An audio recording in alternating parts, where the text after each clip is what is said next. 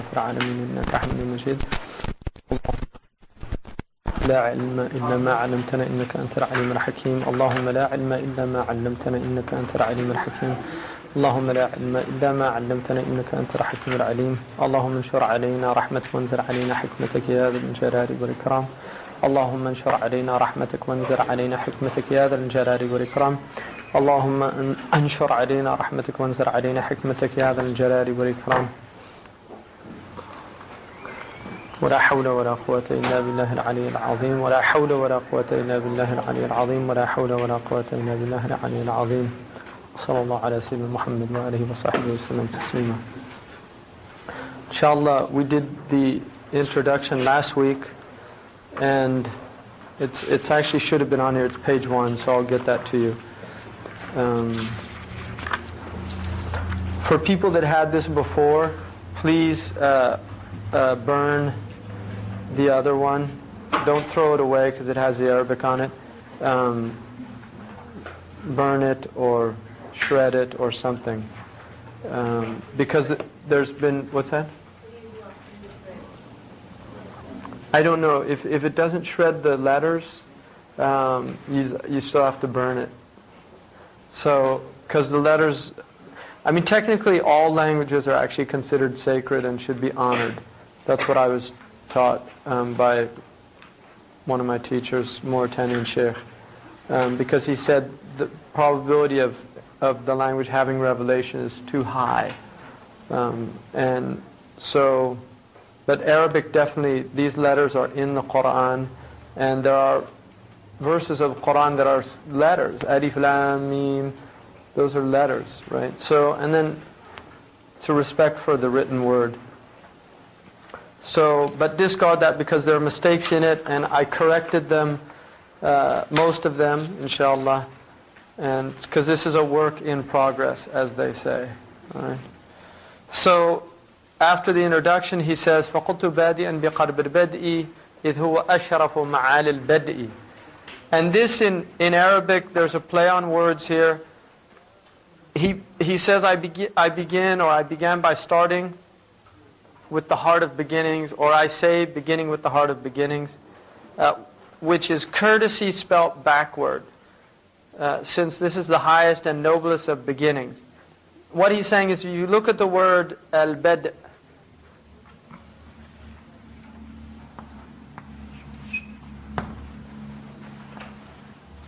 right, which is, it has to do with like beginning. Bada'a yabda'u is the root, and from it you get Bedu, the first people, Bedawi, the Bedouin. What happens, he says, فَقُلْتُ بَادِيًا بِقَلْبِ الْبَدْءِ. I say by qalb al-bad'i. It literally means the heart. I begin with the heart of beginning, but it's a play on words, because it also means, and I begin by flipping bad'i, the word bad'i, around, because qalb means heart, but it also means to turn over. So what he's saying is, I'm beginning by flipping the beginning over, and if you flip it over, you get adab, right? So the word bada', which means beginning, if you turn it around, it means adab. So what he's saying is, I'm beginning with adab, right? It's just the Arabs like to do things like this in their poetry and in their writing. It's a word play. So he's saying, I begin with the heart of beginnings, and he means by that adab. So he's saying that he's beginning with adab, because this is the highest and noblest of beginnings. فَأْدَبْ مَعَ اللَّهِ عَلَى وَجَلَّ بِأَن تُلَازِمَ الْحَيَاءُ وَالذُّلَّ. So he's saying, have adab with Allah. Now the word adab in Arabic means a lot of things. Adib has come to mean an erudite person. Somebody who's learned is an adib. And the reason the Arabs say that is because generally with learning comes manners. And so really at the root of the word adab is courtesy. There's an idea of courtesy. So somebody who's a mu'addib is a teacher of children. So the idea that the mu'addib, if you look at the word mu'addib, it literally means the one who is causing somebody to have adab. So the teacher of children is somebody really who's teaching them how to behave properly. That's the idea. So behavior is at the heart of this science. It's about proper behavior. And what he's saying is fa'adab ma'allah. Have adab with Allah. Behave properly with Allah before anybody. Right? That's the most important thing, is to behave properly with Allah. And how do you do that? That's what he's saying. بِأَن تُلَازِمَ الْحَيَاءُ وَذُلَّ. You do it with two things. Haya and dhul. Now, haya in Arabic, which, is anybody Filipino here? Huh? Now there's a word that they use in Tagalog, which is really important in Filipino culture, not just Muslim culture. Haya or... Huh? Hiya. Is that it? Yeah, in Filipino, shame. In Filipino culture, not just Muslim, amongst the Tagalog, the northern Filipinos, hiya is shame. It's a very important concept in their culture. Christian Filipinos as well as other Filipinos. And that is from the Muslim influence on the Filipinos, because the Muslims had a big influence on the Filipinos before the Spanish got there. What's that? In Pakistan, same thing. Yeah, haya is a big concept here. Now, the root word of haya is related to life itself, right? Hay is living. Hayat is life. It's related to life itself. Now, there's a famous hadith that every religion has a quality that is characteristic of that religion. لِكُلِّ دِينٍ خُلُقٍ وَخُلُقُ الْإِسْلَامِ الْحَيَاءُ. And the character of my religion is haya, is shame. Now what shame means, right? We use this word shame. And if you grow up in this culture, probably not anymore. But and you're dating yourself by admitting this. But if you grew up in this culture, you would have heard as a child, shame on you. Right? Shame on you. And now it's a bad word, shame. In modern American culture, don't shame a child. It's considered a bad thing to do.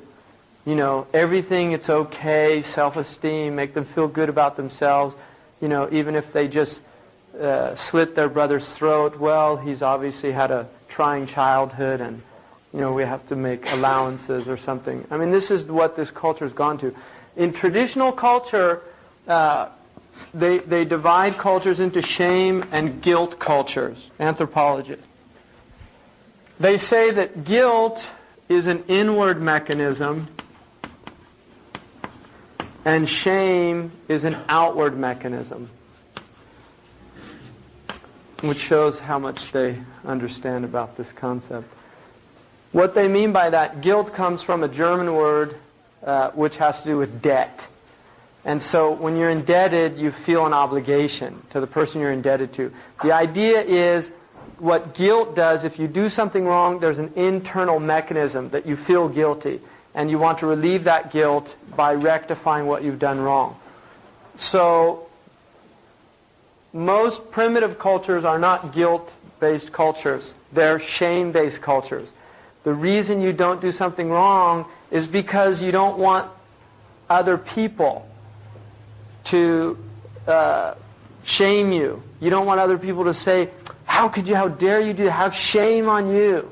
And you don't want to bring shame on your family, on your tribe, on these things. Now what Islam does to that concept is it honors it. It honors it. In this culture, it's been completely dishonored. It honors it. But what it does is it takes it to another level. And that level is that you have shame before Allah. In other words, you recognize that Allah, even if people don't see you, Allah always sees you. And you have shame before the angels. So it takes it to another level, which is the unseen world.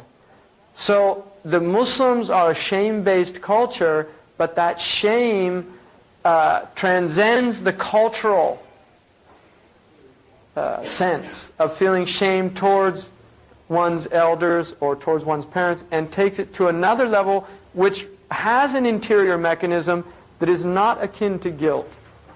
So the point is that haya is having shame before Allah. And that's why he says, if you want to have adab with Allah, in other words, correct behavior, have shame.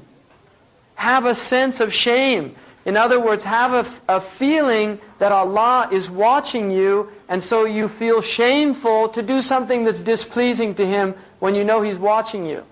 In the same way, most healthy people don't want to do something displeasing to their parents when they watch them, because their parents are the means to which they came into existence. They've supported them all their life. The mother changed cleaned the child and spent nights awake for the child, all these things. So this is an honoring of the parents, and you don't want to do something that you would feel ashamed of in front of your parents, right? So that's what he's telling us. And then the other thing, another thing that he tells us is to have dhul. And dhalil is somebody who is... Dhalil is somebody who is lowly, abject, humbled. Dhalil. Like dhilla. Dhul wal hawan in the Quran, it mentions about people that incur the anger of Allah get this dhul thrust upon them. What he's saying is have this before Allah. Be dhalil. A dhalil is like a slave that's afraid to do anything in the presence of his master. There's a type of humble. And so that's what his definition of adab is, having these two things. And then he says, munkasiran tahta al-haya wa khadi'a tahta al-mahabati ilayhi dari'a. Not only that, but being dejected out of shame. You're munkasir. Munkasir means broken, in kasara. So you're literally broken in the presence of Allah when you recognize that you're bringing to Allah yourself and your wrong actions, and it's what they say, it's not much to write home about, right? In other words, when you really think about all Allah has given you, and then you think about what you've given to Allah, you feel this inkisar, munkasiran tahta al-haya, out of shame, khadi'an, and also khada'a means to be humbled before Allah in awe. تحت المهابة إليه ضارعة, and imploring Him to change your state. So this is what he's saying is adab with Allah. And then he says, مُلْغٍ مُرَادَكَ إِلَى مُرَادِهِ خَارٍ مِنَ الطَّمَعِ فِي عِبَادِهِ. That you give up what you desire, your designs, you're emptied of them for what He desires of you. So now what it's saying is you're giving up what you desire. And the Prophet ﷺ said, or is reported to have said, لا يؤمن أحدكم حتى يكون هواه تبعا لما جئت به.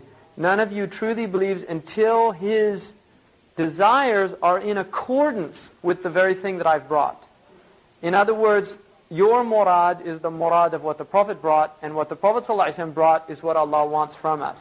So that's what he's saying is adab with Allah, is to give up your designs for His.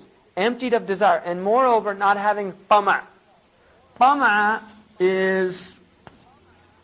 Tama'un is greed, avarice, desire, right?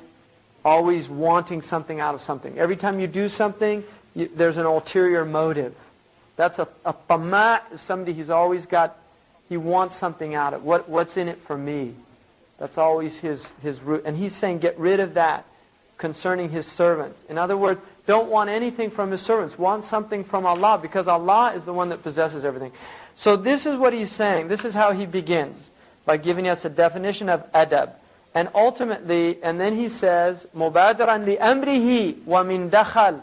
Dakhalun in Arabic is a hidden fault. It's a aib inside you that nobody sees. And he's saying, مُبَادِرًا لِأَمْرِهِ. Quickly go to what he's commanded you to do, and beware of this إساءة الأدب, this hidden fault of bad adab with Allah, having bad courtesy with Allah. And it's very subtle, because there's a hadith that says, إِنَّ أَحَدُكُمْ لَا يَتَكَلَّمُ بِكَلِمَةٍ لَا يُلْقِي لَهَا بَالًا وَتَجُرُّهُ 70 خَرِيفٍ فِي النَّارِ. One of you will say a word, and he gives it no consideration at all, and it will take him 70 years into the hellfire. So the point is that adab it's a subtle thing, and loss of adab. And this is why one of the things that you learn in diplomatic circles is there's something called protocol. And very common amongst people who get into circles that they really don't belong in is they make breaches of protocol and they don't even know it. And everybody else is totally aware of it. Now this is exaggerated in a genteel society where all the forks, there's like for every, and it's obviously an object of comedy in a lot of films, where somebody will not know which fork or knife to use with the salad, and he's making a fool of himself. It's a breach of adab, right? And sometimes you're aware of it, but other times you're not, right?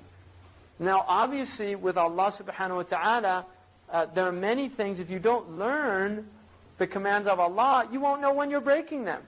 If you don't know what a stop sign is, you just pass through it. You know, somebody says, didn't you see that what?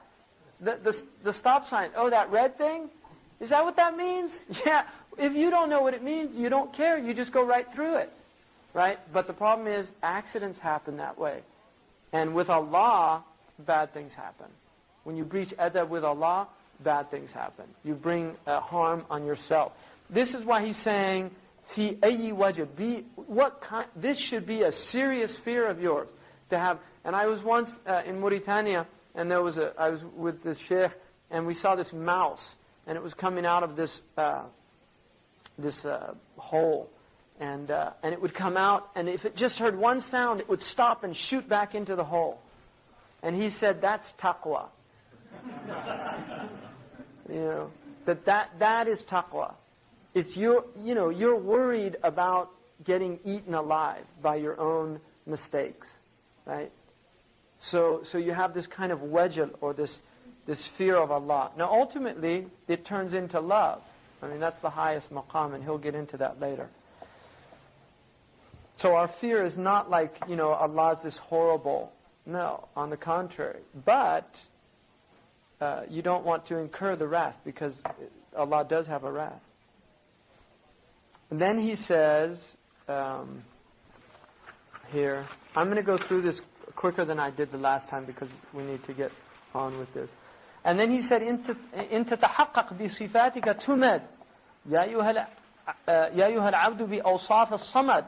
If you realize your attributes of servitude, you are assisted with the attributes of the independent one. What this means is, if you have haya, if you have dhul, if you have faqr, right? Poverty, right? And if you realize these qualities or these attributes and empty yourself, right, of all its opposites, like shameless behavior, arrogance, kibr, or izz, actually. And khudu' is the opposite of kibr.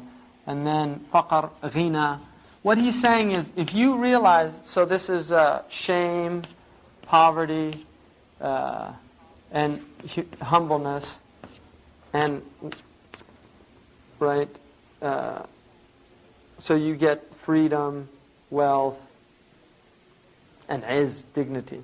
What he's saying is, if you do that, then you will gain dignity from Allah and wealth. So in other words, by realizing your ubudiyyah to Allah, you get the hurriyah. That's real freedom. Because in completing your ubudiyyah to Allah, you're no longer a slave to yourself. And that's the only free person. Right? Anybody who's a slave to... If you can't control yourself, you're a slave to yourself. Somebody can say, I'm free. But then when the food shows up, they can't stop themselves. That's not freedom as far as the Muslims are concerned. Somebody say, I'm free. But when an opportunity to have illicit relations emerges, they can't control themselves. Right? Even if they're the President of the United States. Right? Seriously. He's a Rhodes Scholar, went to Cambridge. You know, highest levels of education. And yet he's a slave to the lowest aspects of himself. He can't control himself. Right? And that, for us, that is not a free person. That is Abdul Hawa. He's slave of his passions. So Abdullah is the one that when that situation arises, he has taqwa of Allah. And even though the temptation might be there, the desire, because human beings are human, the shahwa might be there, something like that, he can control it. Because he's not a abd of it. He's a sayyid of it. So if it's the wife or the husband, then the shahwa is mubaha, it's permissible. But when it's illicit, khalas. And that's the hur. That's somebody who's free. Same with any other shahwa. You look at all of them. They're all the same. And those are the more common ones. Imam Al-Ghazali says the stomach and the genitals are the two dominant ones. If you can control those, the other ones are easy. But the tongue is the same. There's people can't stop backbiting. You tell them. You can tell them. And I've seen this amaze me. I've seen this literally. I've pointed out to somebody something, and then less than 3 or 4 minutes later, they just start saying the same thing without even being aware. I've seen, and I'm sure I've done things like that as well. I mean, I'm not pointing out, but I've seen that many times. So there's that exists in us, this inability to control our tongues, to speak badly about others, to say things that we really shouldn't be saying, and people can't control it. They can't control it. So learning to control the tongue is a major thing. All these type things. So if you realize this, you'll gain izzah and wealth from Allah. Now part of the problem with human beings is they don't want to be impoverished. They don't want to be humbled. They don't want to be, because they perceive in these qualities abjectness. I don't want to be poor. Right? And yet the Prophet ﷺ chose poverty over wealth. He chose it. He didn't have any money in his house. He slept on the floor on a bed made out of some leather and palm fibers. Right? He didn't have any jewelry. He didn't have any. He had 2 pillows in his room where guests used to come. Total poverty. In this culture, if that's the way somebody lived, they'd be in a state of total humiliation. Why? Because they're looking at what other people think, not what's the best thing for me. So what he's saying is that you'll have dignity with Allah. You're mu'azzaz with Allah. You're mu'azzaz with Allah. I mean, look at in Surah Yasin, the prophet who came, they came to warn the people, and the people were threatening them. Allah says, "Azzazna bi thalithin." We gave them izzah with a third. So Allah gives izzah to whoever He wants. يَعِزُّ مَنْ يَشَاءُ وَيُذِلُّ مَنْ يَشَاءُ. Right? Allah, تُعِزُّ مَنْ يَشَاءُ وَتُذِلُّ مَنْ تَشَاءُ. You give izzah to whoever you want, and you humble whoever you want. Right? I mean, you look now at people in the world who used to rule the world, and now their offspring are begging. They're begging. They used to rule the world, and now their offspring are begging in the streets. Right? It's an amazing thing, and Allah can do that to any people He wants. And so the secret of creation is that if you realize the opposite attribute, that Allah gives you its opposite. In other words, if you realize humility before Allah, Allah will make you aziz before the people. But if you're arrogant with Allah, He'll maybe let it go for a little while, but when He takes you, He completely humbles you before everybody. Right? That's what happens. And so this is a big secret that He's giving us. So He's saying, indeed, there's no... And then He's reminding us, وَلَا نَجَاةَ كَنَّجَاةَ الْقَلْبِ. There's no salvation like the heart's salvation. Right? None. إِذْ كُلُّ جَارِحٍ لَهُ مُلَبِّي. Because every limb answers the heart.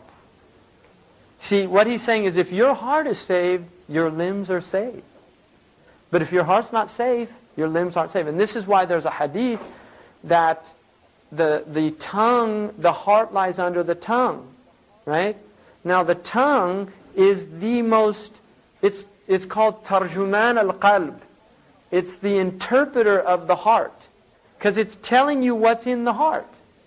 That's why a munafiq is so wretched, because he's saying with his tongue what's not in his heart. And that's not what the tongue was created for. It was created to express what was in the heart. So he's oppressing his tongue and his heart. Right? So the heart is an amazing organ, because the tongue articulates it. Now, the tongue is what takes people to hellfire. So, if the heart is rectified, then the tongue is rectified. And that's why Allah will always say, يَا أَيُّهَا الَّذِينَ آمَنُوا اتَّقُوا اللَّهَ وَقُولُوا قَوْلًا سَدِيدًا يُصْلِحْ لَكُمْ أَعْمَالَكُمْ. Say good, be upright in the way you speak, because that's an indication that the heart's upright. It's translating what's in your heart. If your tongue's upright, it means your heart's upright. And that's why all the limbs every morning, when they wake up in the spiritual world, they all shake according to the hadith. And they say to the tongue, اتَّقِ اللَّهَ فِينَا إِنْ اسْتَقَمْتَ اسْتَقَمْنَا وَإِنْ عَوَجَجْتَ عَوَجَجْنَا. Fear Allah with us, because if you're straight, we're all straight. And if you go crooked, we're all crooked. Right? That's what all the limbs say to the tongue. And so a good deal of spiritual work is working on the tongue and doing dhikr of Allah, replacing empty chatter with remembrance of Allah, using the tongue for what it was created for, not wasting time with the tongue, not doing all these things. So the tongue is important, but the most important thing is the heart. And what he's saying is that ba'ada wasl bid'i, and he again does a play with the adab, right? After the foundation of this beginning, which is adab.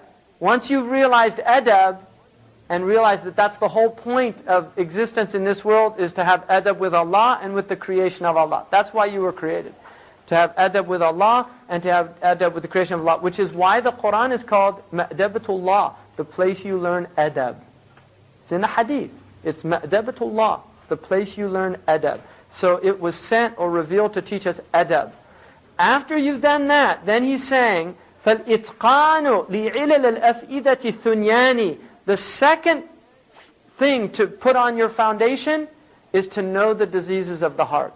You have to know that the heart has diseases, right? So once you've got your foundation, which is understanding adab and what it is, then you have to know knowledge of the heart's ailments. So after you have a firm grasp of this foundation, then a mastery of the heart's infirmities is the second stage, right? Because you can't get to maqamat. I mean, ultimately what we want is to be right with Allah. But that's trying to get, you're here and you want to get here, and you have to go up like that. So it's trying to get there without going up the stages, the process. And those are darajat. And Allah says He raises people in degrees. So the first degree is you have to recognize what you want, which is adab, and then you have to recognize what's preventing you from getting it. And those are the diseases of the heart. And so he says, عِرْفَانُ أَمْرَادِ الْقُلُوبِ وَالسَّبَبْ كُلٍّ وَمَا يُزِيدُهُ عَيْنًا وَجَبْ. Knowledge of the diseases of the heart and their causes, because you have to not only know what they are, but what causes them, and how to remove them, is an obligation incumbent on every human being. Ayn wajib, or on every adult Muslim. Now, what the ulama say is, you have to have some knowledge of them, right, to free yourself from them, because of the verse in the Quran that says, قَدْ أَفْلَحَ مَنْ زَكَّاهَا وَقَدْ خَابَ مَنْ دَسَّاهَا. He has success, the one who nurtures his soul, and he's destroyed who stunts its growth. So tazkiyah, right, tazkiyah of nafs, right? And also because Allah says, يَوْمَ لَا يَنْفَعُ مَالٌ وَلَا بَنُونَ إِلَّا مَنْ أَتَى اللَّهَ بِقَلْبٍ سَلِيمٍ. On that day, nothing benefits them, neither wealth nor children, only the one who comes to Allah with a pure heart. So according to the Quran itself, the only people saved on Yawm al-Qiyamah are people that have qulub salima. How do you get a heart, a salim heart? And it says Ibrahim had a sound heart, qalbun salim. So we want a qalb salim. How do we get a qalb salim? And it's interesting that salim is related to aslama, right? Aslama, Islam is moving towards that, aslama. He says that this is the ruling of the Imam Al-Ghazali. There's a biographical note, you can read that, about Imam Al-Ghazali, who's really the master of this science. And this poem is really an abridgment of Imam Al-Ghazali's 4th volume of the Munjiyat and the Muhlikat and the Munjiyat. Those things that save us and those things that destroy us. But he is the master, radiallahu anhu, of this science, and he's the mujaddid of the 5th century by consensus, by ijma' of the ulama that came after him. What is the proof of Islam? Hujjatul Islam, that's a name that he was given. The proof of Islam. Hujjatul Islam. That's his name. In other words, what it says is that the fact that Islam can produce somebody like Imam Al-Ghazali is a proof that it's true.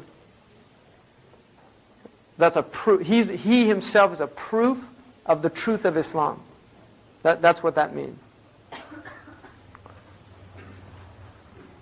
And he has massive impact on Christianity as well. People don't realize that, but he had an incredible impact on Christianity. His books were all translated into Latin within 100 years after his death, which is phenomenal.